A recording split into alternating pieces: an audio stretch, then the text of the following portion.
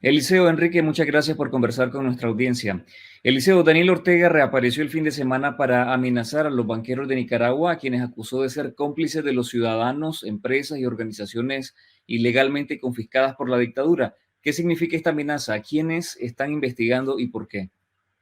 Mira, esto está enmarcado dentro de un plan que Ortega ha hecho andar en el 18, que es un plan de sustitución de la clase empresarial del país. Se iba a empezar por lo que era más fácil, que es el sector comercio, que ya en ese momento lo tenían bastante cooptado con el tema de las importaciones. Si recordás las famosas importaciones Payita, y después hubo un par más de operadoras para ese modelo que Ortega estaba echando a andar. Se continuó con el tema de las constructoras. En el área de construcción también Ortega hoy ya copa absolutamente todos los campos. Ya solo él da contratos del Estado a quienes tienen una relación partidaria o familiar con él. Y así él va en otros sectores. El último sector que tiene previsto es el sector financiero, debido a su complejidad y a la necesidad de conexiones con otros bancos en el extranjero. Pero tiene ya dos cosas. Uno, él viene acumulando quejas contra la banca, puede hacer efectivas en cualquier momento. Y lo segundo es que en el acuerdo que hizo para evadir sanciones con Rusia, prácticamente se acuerda un sistema bancario alternativo al sistema bancario global que existe ahora. Entonces, con esas dos herramientas, Ortega puede conseguir varias cosas. Una es chantajear a los bancos para que le traspasen capital accionario. Esa es una de las cosas que pudiera hacer. Y segundo, crear él su propia banca que no está conectada con el sistema bancario global, sino que estaría conectado con el sistema bancario de Rusia, Irán, Corea del Norte, etcétera. Y a través de ese sistema bancario, él operar el Estado, con algunas excepciones en algunos bancos, y esto es lo que pudiéramos ver en el futuro. Es decir, las amenazas de Ortega no solo son sobre las confiscaciones, tiene que ver con un paquete completo en que él quiere sustituir a la clase empresarial del país en su totalidad. Enrique, como sugiere Eliseo, pues normalmente cuando Ortega amenaza de esta forma es porque intenta justificar un plan represivo que ya está en marcha. ¿Por qué amenaza a la banca privada ya, en este momento? ¿Qué consecuencias tendría para el país una cruzada de la dictadura contra los bancos privados, gerentes y dueños de bancos? Sí, yo veo esto como los jugadores de fútbol, ¿verdad?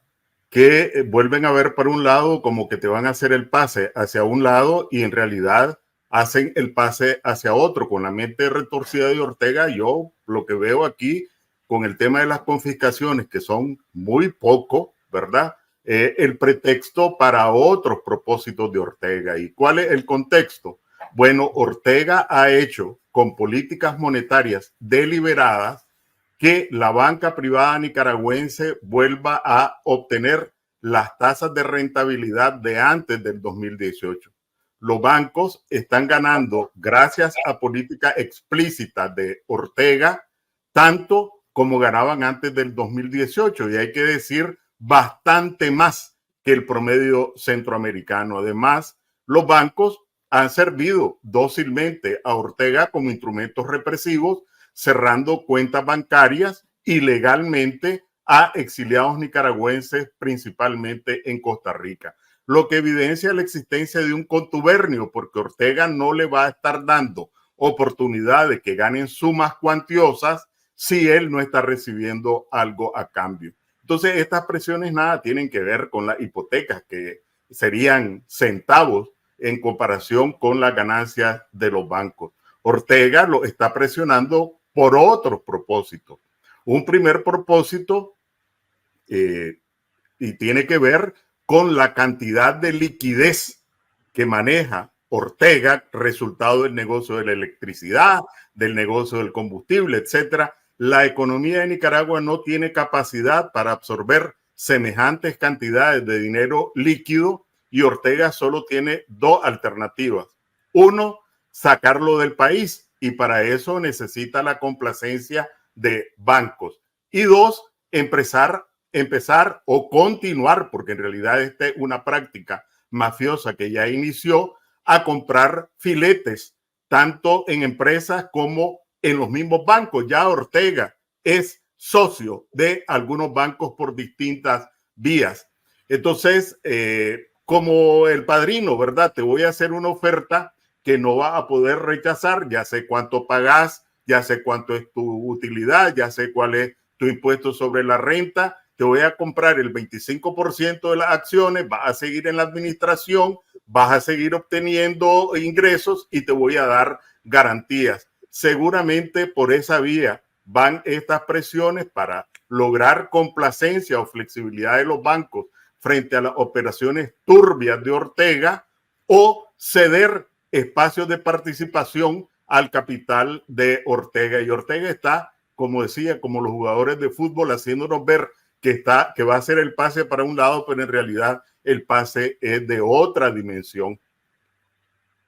Eliseo, entre los confiscados hay uno de los grandes empresarios que incluso han desnacionalizado, en el caso de Piero Cohen Ubía. ¿Qué impacto tiene la confiscación de Cohen y por qué adopta el régimen esta medida represiva? Si te referís a impacto dentro de otros empresarios, es cero.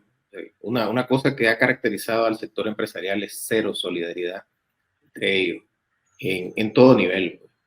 Simplemente libran su cubo y miran cómo hacen. En temas de seguridad jurídica, en temas de atraer mayores inversionistas, obviamente sí tiene un impacto.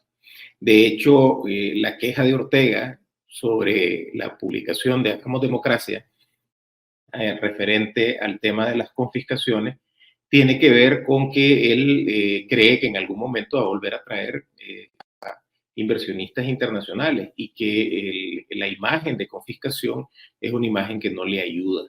Entonces, la confiscación a Piero es una confiscación absolutamente injusta, tiene solamente motivos políticos, no hay otro tipo de motivos, pero impacto hacia adentro con lo que es el sector empresarial, cero.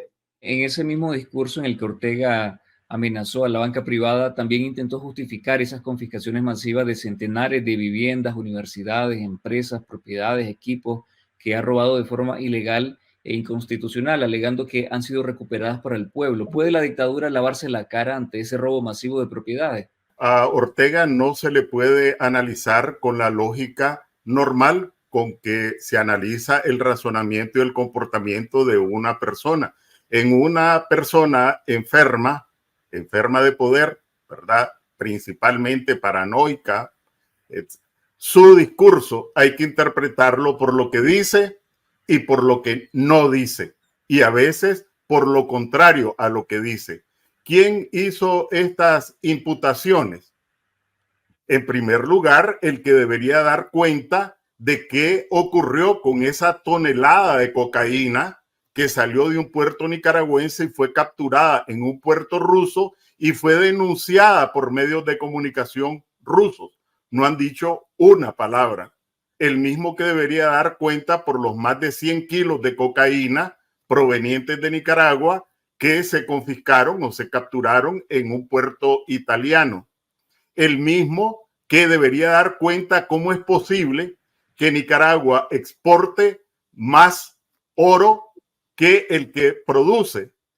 Más de $1.000 millones en los últimos 4 años representa el exceso de lo que ha exportado Nicaragua, presuntamente, en oro en relación a lo que ha producido. Es evidentemente una operación turbia, o es contrabando o es simple y llanamente lavado de dinero. Más de $1.000 millones. Quien debería dar cuenta de eso, precisamente para desviar la atención del lavado de dinero, para desviar la atención de la corrupción profunda, por ejemplo, que aparezca como el más corrupto, que ya es mucho decir, el régimen de Ortega en el informe de Transparencia Internacional, el más corrupto de Centroamérica, y disputándose el primer lugar con Venezuela y Haití a nivel latinoamericano, pues ese mismo que encabeza un régimen corrupto, pues hace estas imputaciones. ¿Qué credibilidad puede tener? Entre esas cosas que Daniel Ortega no dijo está esto que decía Enrique sobre el silencio y el hermetismo que hay de esta exportación o esta incautación de cocaína en Italia, en Rusia, procedente de Nicaragua, pero en ese discurso sobre las confiscaciones, Ortega tampoco dijo que ese robo de propiedades masivos se convertirá eventualmente en una deuda pública que pagarán los nicaragüenses. Y es que no tiene cómo sostenerla. Las confiscaciones son consecuencia de dos procesos espurios y eso definitivamente va a tener consecuencias al momento en que el régimen cambie y que el gobierno de Nicaragua tenga que pagar por eso, porque ni siquiera hubo un proceso de que él alega, simplemente hubo una serie de violaciones que no fueron reconocidas en su momento por el régimen, pero que sí son reconocidas por derechos humanos, por comunidad internacional y por los afectados. Entonces, esto va para deuda pública y esto solo es un poco de lo que la investigación de Hagamos Democracia dice que es la punta del iceberg. Detrás de esto hay mucho más dinero, muchas más complicaciones. Entonces, Ortega nos dejó, y seamos claros, una deuda de casi 4.000 millones de dólares por confiscación, que son la primera, los primeros bonos de compensación que se dieron con doña Violeta y después hubo un tiraje de más de 2.000 millones de dólares con Alemán y todavía después se volvieron a hacer del Tesoro para terminar de pagar estos bienes confiscados. Fueron casi 4.000 millones y Ortega hoy va por 250 contabilizados de 36 personas del total de 316 que son las que están afectadas por esto. Es decir, esto es muy poco comparado con lo que vamos a encontrar luego y definitivamente esa es una deuda que va a acumular el Estado de Nicaragua, porque Ortega no es eterno. Puede ser que hayamos visto muy largo este camino, pero una cosa que hay que dejar bien clara es que Ortega no es eterno. Este régimen va a caer y va a caer, como estamos viendo, de la peor manera. ¿Quiénes estarán interesados ahora en invertir en Nicaragua ante este clima de inseguridad jurídica y una banca privada bajo asedio y amenaza? Básicamente lo que Enrique decía, el tema aquí es que los inversionistas van a provenir de ellos mismos y por eso es que has visto que aumenta enormemente las inversiones de Panamá. Esas inversiones de Panamá son empresas creadas por el sistema empresarial orteguista, sandinista, que traslada el dinero a Panamá y después vienen y invierten en Nicaragua. Eso es lo que están haciendo, pero Nicaragua no tiene capacidad de absorber la cantidad de dinero que ellos están extrayendo, no solo del negocio del petróleo, sino de otro tipo de negocio, y lo que tenían acumulado durante años. Entonces, esas inversiones son las únicas que vas a ver en Nicaragua, pero inversiones serias, inversiones que realmente le cambien la cara al país, no vas a tener en los siguientes años. Por un lado, hay que entender, lo repito, lo que dice Ortega por lo que no dice a partir de una mente retorcida. Y la otra clave de interpretación es que estamos frente a un Estado mafioso.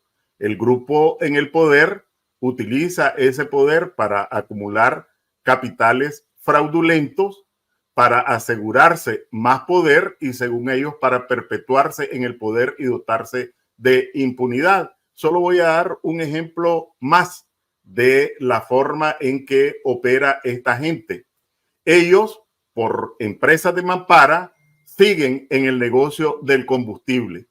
Entonces resulta que ahora El Salvador, que no produce petróleo, que no tiene litoral en el Caribe, es uno de los principales exportadores de combustible de Nicaragua. Más de 100 millones de dólares exportó El Salvador a Nicaragua en combustible. ¿Cuál es la lógica? La lógica es que en El Salvador se compra y se procesa más barato por razones que cualquiera operación normal debería dar como resultado, y lo venden en Nicaragua al precio más alto, lo mismo que hacen con las tarifas eléctricas. Entonces, cualquier acción política o económica que adopte la dictadura a nivel legislativo, a nivel de facto o a nivel de discurso, hay que interpretarlo a la luz de un Estado mafioso.